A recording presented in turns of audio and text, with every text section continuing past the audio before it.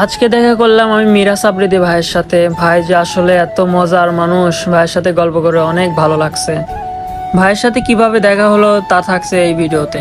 গিয়েছিলাম একদন্ত বাজারে, তারা নাকি পোড়া রুটি আর মালাই চা নতুন করে নাকি বিক্রি করতেছে। এই যে দেখেন রুটি পোড়ানো হচ্ছে, আর এর উপরে কিন্তু মাখন দেওয়া। আর এই যে দুধ দেখেন, দুধ জ্বালায় জ্বালায় একদম দই করে ফেলছে। নেওয়া হলো একটা আইসক্রিম। আর যারা আপনারা একদন্ত সাহার দোকানের আইসক্রিম খাইছেন তারা আপনারা অবশ্যই জানেন যে এটার স্বাদ কীরকম, তার নতুন করে বলা লাগবে না। আমাদের সামনে পরিবেশন করা হলো পোড়া রুটি আর এই মালাই চা। আমি তো ডাইনোসরের মতন হা করে একটা বাইট নেয়ার পরে বুঝলাম যা আসলে অনেক স্বাদ। আমার সাথে এখানে অনেকেই ছিল, পাবনার জনপ্রিয় কন্টেন্ট ক্রিয়েটর জুয়েল ভাইয়া এবং আমার বন্ধু রেদওয়ান, আজাদ আর আমি।